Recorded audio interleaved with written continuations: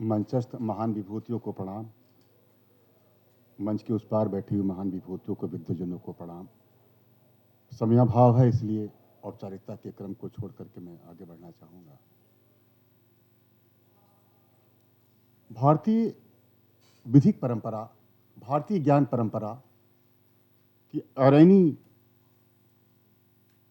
इसका दुखांत पहलू यह रहा कि हाल के वर्षों में, 50 वर्षों में, इस पर विदेशियों ने ज़्यादा बात की, हम लोगों ने कम की।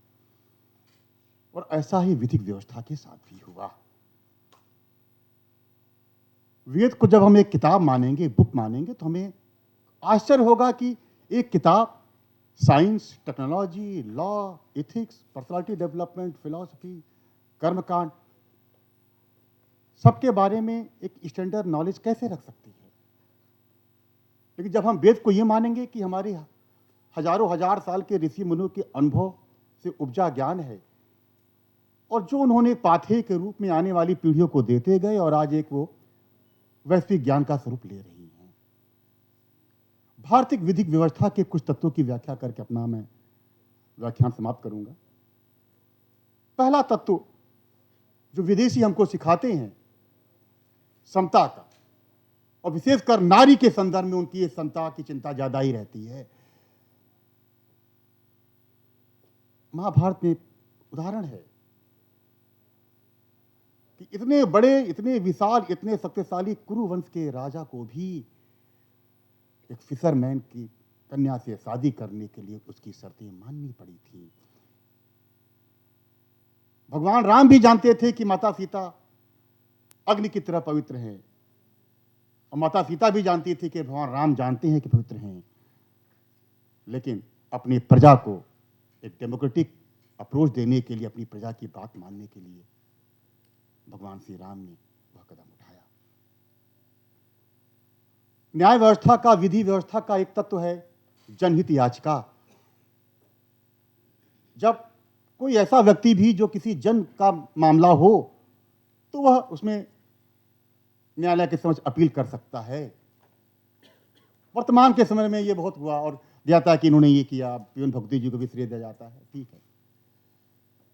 जब भगवान श्री आदिदेव महादेव भगवान श्री मन नारायण के विष्णु सहस्त्र नामम का प्रसाद जगत को बांट रहे थे, ये करने से ये होगा, इसके पाठ करने से ये होगा, इसके पाठ करने से ये होगा, उसके पाठ करने से ये होगा। माता सीता ने सृष्टि की पहली जनहित याचिका दायर की कि हे प्रभु, जो नहीं पढ़ पाएंगे इतने बड़े जनहित, इतने बड़े विष्णु सहस्त्र नामम को, उनका कल्याण कैसे होगा।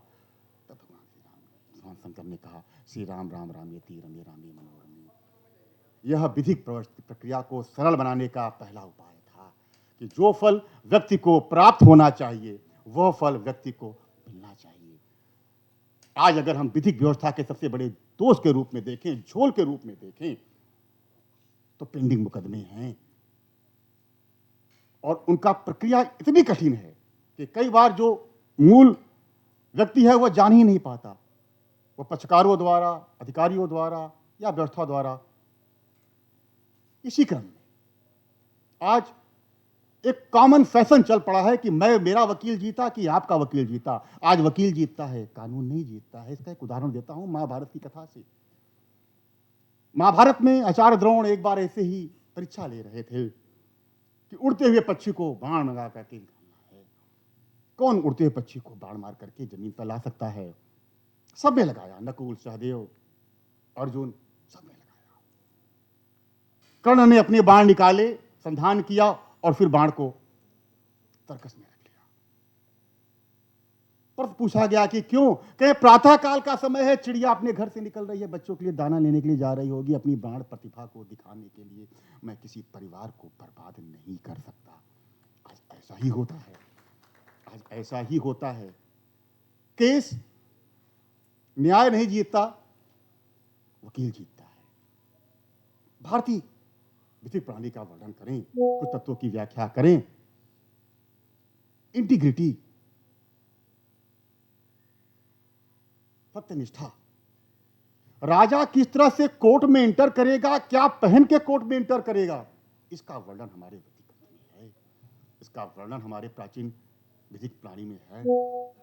राजा किसी भी पक्षकार से तब तक नहीं मिलेगा जब तक कि मुकदमा चल रहा हो, और ये मुकदमा राजा के पास चौथे स्टेज में पहुंचता था। आज तो पहले स्टेज में, और कई बार तो स्टेज लाने के लिए भी वकीलों का सहारा लेना पड़ता है, कैसे ही अलगाव हो। तो कुल श्रेणी, तो कुल ये था कि senior members of society, of the family, वो मिल बैठ करके आपस में मामले को सुलझा दिया करते थे। राजा अलग नहीं था। राजा अगर राइट नहीं कर रहा है, ड्यूटीफुल नहीं है, तो वह भी दंड का भागी है, वह भी कोर्ट के परव्यू में है। इसके अलावा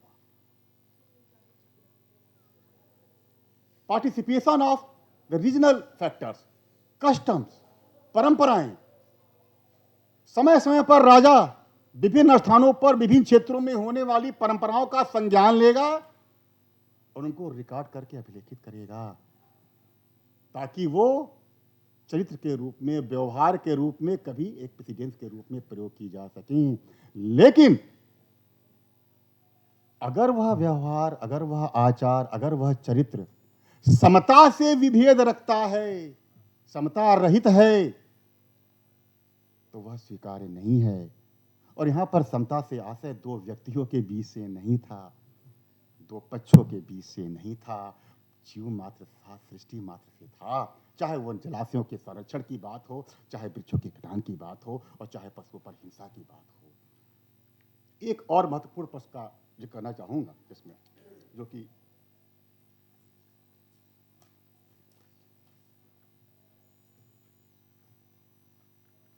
भगवान, राजा को भगवान की भी श्रेणी दी गई थी, और उसमें कहा गया था कि अगर राजा अपने कर्तव्य से विरत है, अगर राजा अपने उन गुणों का पालन नहीं कर रहा है जिसके लिए भगवान ने राजा को चुना है। राजा पृथ्वी को भी 4 वचन लेने पड़े थे, उन वचनों के बाद उनको पृथ्वी का राजा दिया गया था। जहां तक सच्चरिता की बात है, कुछ गुण बताए गए हैं, मैं उनका वर्णन करके। Quality of the judiciary, integrity. A trial had to be in open court.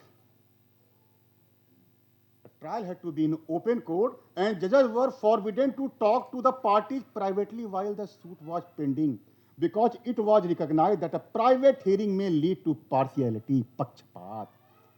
शुक्ल नीतिसार कहता है 5 causes, 5 कारणों को बताता है जो इम्पार्शियलिटी को डिस्ट्रॉय करते हैं। उनमें है attachment, greed, fear, enmity and hearing a party in private. मैं नहीं चाहता कि डॉक्टर जयसिंह जी को समय की समस्या से जूझना पड़े। एक आखिरी बात कह के बात से कहना चाहूंगा। महामना मदन मोहन मालवीय जी का यह विचार था कि जो देवनागरी लिपि है वो अपने आप में पूर्ण है, और वो प्रोफेसर मोनिका विलियम्स के कथन को उद्धृत भी करते हैं। स्थूल रूप से कहा जा सकता है कि देवनागरी अक्षर से बढ़कर पूर्ण और उत्तम अक्षर दूसरे नहीं हैं। ये विदेशी के विचार हैं, वेद हमारा आपका है। और समता की बात है, गुरुवा बाल वृद्धो च विप्रो वा वेद पारगम आदतायन मायांतम हन्या देवा विचारणा। अर्थात समता, सत्यनिष्ठा, पारदर्शिता, गुड गवर्नेंस और समता, चाहे वो नारी के शिक्षा का अधिकार हो, चाहे वो नारी के संपत्ति के अधिकार हो, और चाहे वो न्यायालयों की श्रेणी, उनके कार्य क्षेत्र की विशद व्याख्या हो। ये मैं अर्थशास्त्र पे नहीं जहां चाहता, ना विशद व्याख्या है। कौन टैक्स वसूलेगा, किस प्रकार वसूलेगा, कौन रखेगा, कौन रिकॉर्ड रखेगा, सबका विशद वर्णन है। और कालांतर में वही डिफरेंट फॉर्म में, डिफरेंट रूप में आए हैं। तो इन्हीं शब्दों के साथ मैं धन्यवाद।